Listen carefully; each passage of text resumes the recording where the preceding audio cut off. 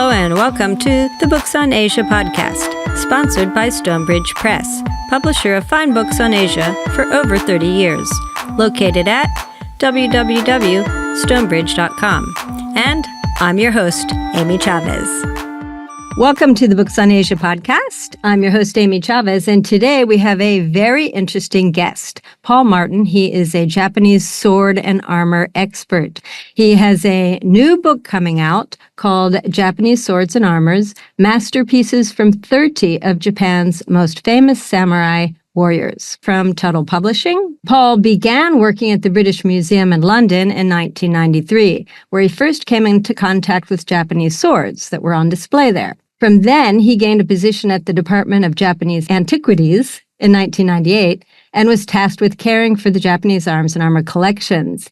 He then made several trips to Japan on behalf of the department, accompanying items from these collections to Japan and back. He further traveled on his own time to visit major Japanese sword collections, shrines, and swords craftsmen. He also visited sites related to Emperor Go-Toba on the Oki Islands. Welcome, Paul. Hello. Thank you very much for having me. Now, before we get started, I wanted to ask you, what is it like to be in charge of armor? I mean, you're taking planes and trains and buses around London or Japan.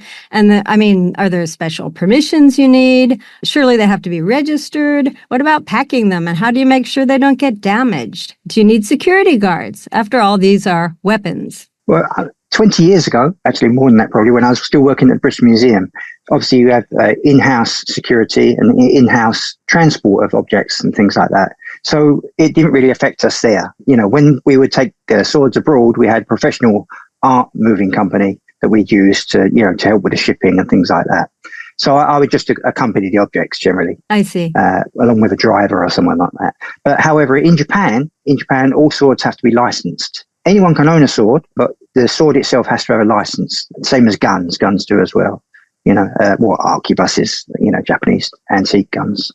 Yeah, and as long as you have it packed away and it's like in a bag within a bag, so you cannot draw it easily. You cannot wave them about in public officially, but then at the same time, there's this thing where people are doing demonstrations with live blades at shrines and things like this. So it's very ambiguous in Japan, but in general, you need to have a good reason to be carrying around a sword. And the license, I've seen the license before, and I think it said sword and gun. Yeah, that's right, yeah. The same one. Yeah, it's the same license for sword and guns, yeah. And the license is issued by the Board of Education. Oh. But then when you ship the sword abroad, you have to apply to the Agency for Cultural Affairs for an export permit. And then once you export the sword or gun, then you have to return the license back to the Board of Education in the prefecture it was issued from. Would that be true for tourists who wanted to buy a sword while they were in Japan? I mean, you can buy a sword. It takes about a month at the moment to get the export permit. So you wouldn't be able to take it back with you immediately. You might be able to take back the mountings with you, because generally people are here for 10 days, 2 weeks. So there's not enough time. I mean, if you bought something in advance and you had the export permit applied for in advance, then you could take it back with you. But again, depending on the airline and their conditions, whether they accept swords and things. I see. And there's no background check for swords, right? Like for guns. No. So can you tell us the story of Emperor Go-Toba and his exile to the Oki Islands? And why is this significant to swords? Yeah, so Emperor Go-Toba is very, very interesting. I personally think that because of his intervention with Japanese swords, it made them as famous as they are throughout the world. Because he was made emperor in 1183 at the start of the Genpei War. His older brother Antoku had been made emperor, but the Taira family had taken him and the imperial regalia and absconded from Kyoto, taking everything with them. Afterwards, at the Battle of Dan-no-ura, the Taira were defeated by the Minamoto clan, and the Emperor Antoku's grandmother took him in her arms, and she put the sword in her belt and the jewels in the kimono, and they jumped overboard, and they were never seen again. The jewels miraculously floated to the surface. Now, this sounds strange, but I think there's a plausibility to it, because anything there's a value in Japan is usually put into wooden boxes, small magnolia wooden boxes. So, this wooden box could have floated to the surface, but the sword was lost. So it's said that Emperor Go-Toba was made emperor without having a sword, the imperial at his side, So it gave him this impetus to make swords later in life. But actually, according to another history book, the sword that sunk at Dandaruda wasn't the imperial sword. It was another sword, another special sword for emperors to carry around with him on a daily basis. You know, the original sword was said to have never left Atsuta Shrine in Nagoya. Oh, okay. So, but anyway, but Emperor Go-Toba, before the Jokyu disturbance in 1221, he summoned the best swordsmiths in the land to the palace, and he made swords with them in Kyoto. And he gave these swords to his most trusted generals and his friends and things like this. And so Go-Toba was like one of the original influencers, if you like. So any swords that he made had a hairline engraving of a chrysanthemum at the base of the blade. And this is said that this chrysanthemum is the basis for the current imperial. Who are the Gobankaji swordsmiths? Is that who you're talking about? Yeah, these swordsmiths that were originally invited to the palace to make swords with Go-Toba were collectively known as the Gobankaji, the honorable swordsmiths in rotation. Anyway, so after the Jokyu disturbance, he was defeated and he was exiled to Okinoshima, specifically Nakanoshima, which is currently in Shimane Prefecture. But it's about 3 hours by ferry off the coast of Shimane. If you can imagine in the 13th century trying to get to Okinoshima, it was quite an ordeal. So he was exiled there and he spent the rest of his life there. But it's said that the Hojo region, and because he liked making swords, that he sent swordsmiths to the islands as well so he can continue making swords. Okay, that's what I thought. I thought they originated there, but that's not true. It was in Kyoto. It started within Kyoto, but then, there's not much hard evidence. I mean, it's recorded in sword books as far back as again, 14th century. There's no hard evidence, You've been to Nakanoshima, where he was exiled? Yes, I've been there 10 times, actually. Wow, so, that's a lot of times. I originally went there because when I was researching Go-Toba, I heard that they still had a bellows that was used by Emperor Go-Toba when he was on the island. Now, that's what, for stoking the fire that they used to make the swords? Mm-hmm. Yeah, so Japanese bellows are different to Western bellows, where you have to open the Western bellows to take the air into it and then force it out through the front. But the Japanese bellows works on a push and pull system, so the air is constantly coming out of the bellows while it's pulling in at one end and pushing out through the middle. And so anyway, this obviously, because this bellows is supposed to be 13th century. It's in pieces. It's not like a complete bellows that's still in working order. But it was in a presentation box. It was has a inscription on it from the Meiji period. So it's pretty spectacular. So I contacted them to confirm this because it was like a rumor, And they said, yeah, we have it. I said, can I come and see it? And they went, yeah. When would you like to come? So I went, I'll be there soon. And I went straight down there. They showed me it, and I got to see his the remains of his funeral pyre. Wow. Yeah, that's amazing. I'd love to go to the Okis. Yeah. Also, on the island is Amacho Oki Jinja, right? Well, it's just called Oki Jinja. Amacho is the name now of the place where Go-Toba stayed or spent his life. Originally, there was a Zen temple there, or a Buddhist temple, let's say, and he lived in a residence right next to that. So there's still a pond. Lots of the waka that he wrote, there's all places to do with the poems that he wrote and things like this. And it's like a 800-year-old time capsule. You can walk around now and you really get a sense of Emperor Go-Toba and his life. And, and when you see his, the remains of his funeral pyre, it's amazing. It's almost like a power spot. Oh, I bet it is. Yeah. Now, you cover lots of swords and armor in your book, and there are lots of beautiful photos. I was wondering if you could tell us about some of the most precious items that you introduce in the book. Yeah, the theme of it is to cover the samurai era from the late Heian period, and so from around the mid-10th century right the way through to the late 19th century, to the Bakumatsu era, the end of the samurai era.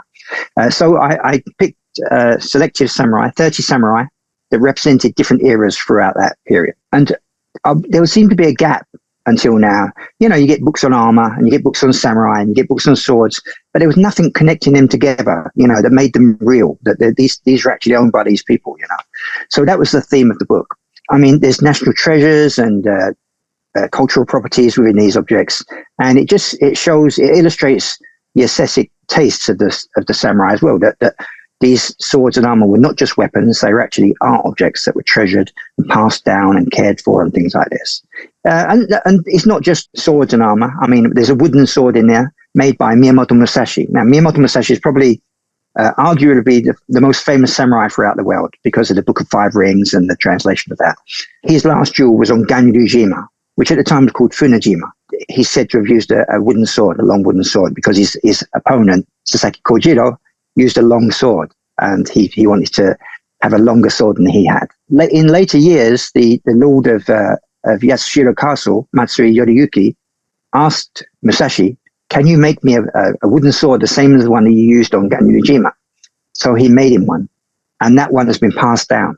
The original wooden sword we don't know where that's gone, but this one was passed down. It's still in Yasushiro Museum in Kumamoto in Kyushu. Mm-hmm. So, this is pretty spectacular in its own. But not only that, there's a sword guard, because Musashi was supposed to become enlightened and he could do anything. He sculpted and he made sword fittings and things like this that were passed down within the Hosokawa family. So I tracked down, and probably for the first time ever in a book, I've got all these things together that Musashi made, all in one, within 2 pages kind of thing, So, it's these rare things that people are going to get to see that are associated with these samurai that we've heard so much about. So when you say sword fittings, if I was talking about the whole set, I'd say sword mountings. But when I say sword fittings, I mean the individual parts, like the sword guard, or there's decorative hand grips called menuki. In the book, there's from different collections, but they've been brought back together because they were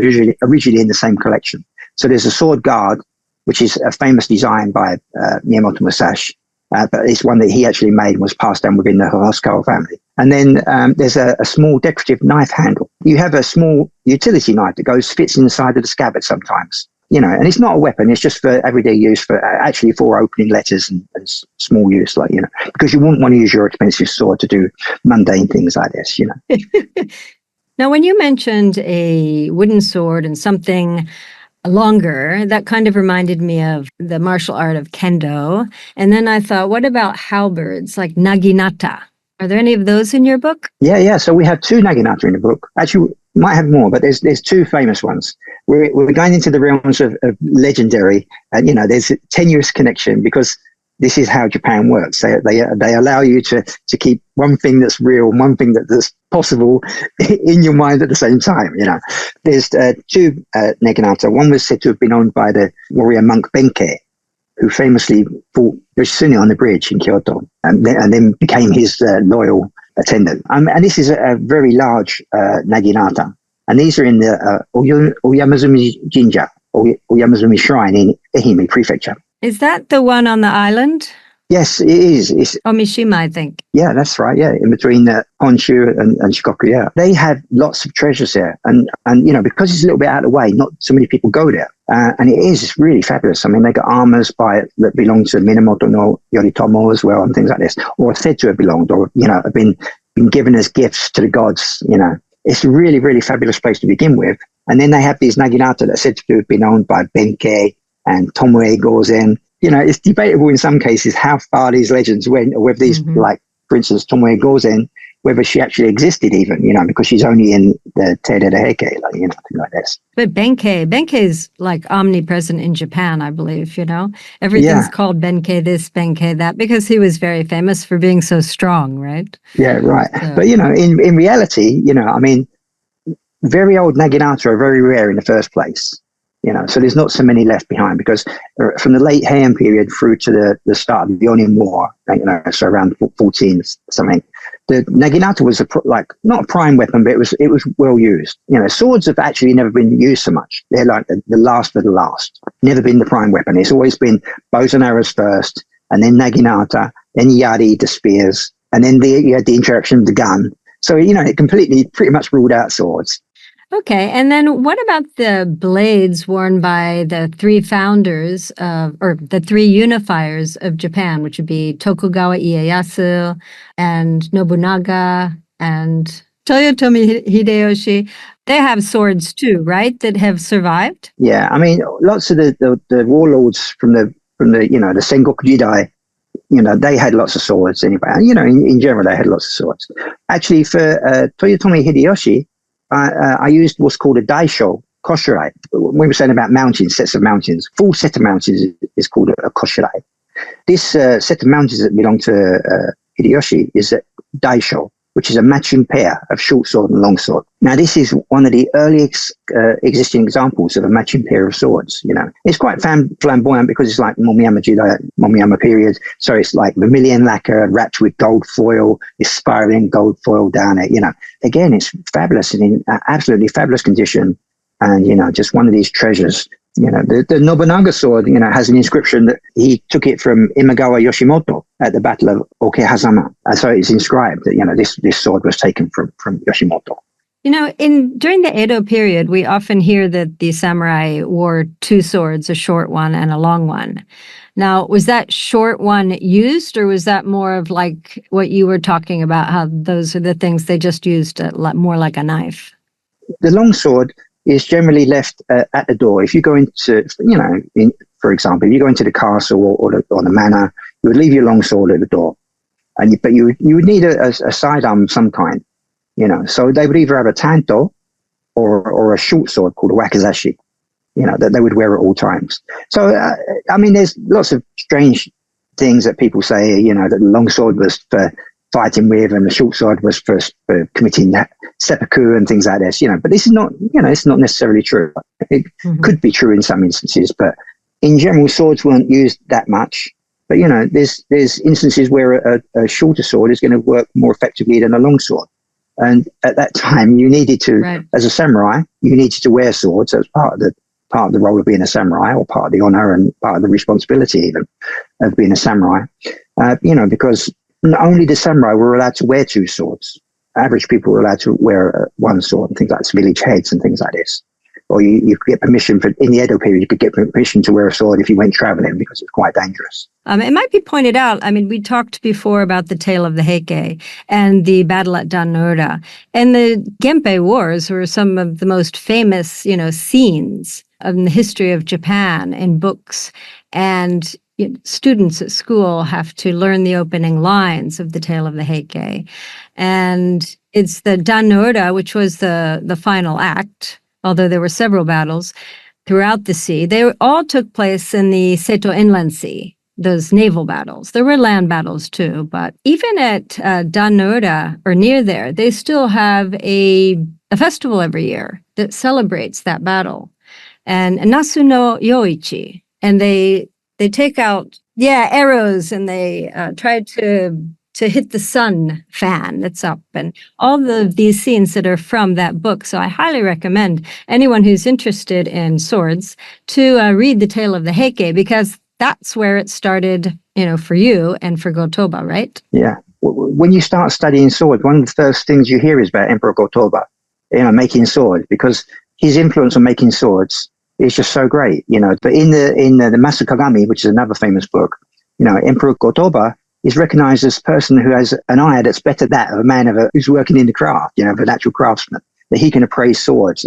So this recognition, even then, that swords were art and things, and they could be appraised. And Emperor Gotoba was at the forefront of that. And in actually, somebody of imperial lineage putting his hand out and actually making swords along with craftsmen, it just raises the craft up to that level of spirituality and art and craftsmanship. For those people coming to Japan, where would be the best places to see some of these swords that are in your book? Well, if you read the book, all the swords are listed from where they're from, But in general, if you come, particularly if you come to Tokyo, you got the Tokyo National Museum. They always have national treasures on display and very famous swords, and armor on the second floor as well. And if you go to the Sword Museum in Ryogoku, which is close to Edo Tokyo Museum, they have swords on display all the time. But you'd have to check the schedule, because they have a rotating exhibition and it's closed at some periods. But most museums in Japan, Kyoto National Museum, the Ryozen Museum in Kyoto as well, there's swords on display at most places in Japan. Okay. And do you also recommend, should one get to the Oki Islands, the Gotoba Museum there? Yeah, like I said, there's swords from the more modern swords from the Showa Gobankaji. It's just a special place. Like I said, it's a 800-year-old time capsule, and the skies are absolutely clear at night. You can see the universe and things, and you can just imagine what it was like 800 years ago. But you can't hear frogs, can you? Because didn't Gotoba banish all the frogs in a poem? Yeah, that's right. And when he was saying about how sad he felt, and but the pond is still there. You can see the pond and the remains of his residence, or the remains of the temple, and his residence was next door to that. And his spirit is enshrined at Oki Shrine. Oh, great. Yeah. Well, I am going to add all those little details in the show notes so people can read the poem and they can read the beginning of the tale of the Heike.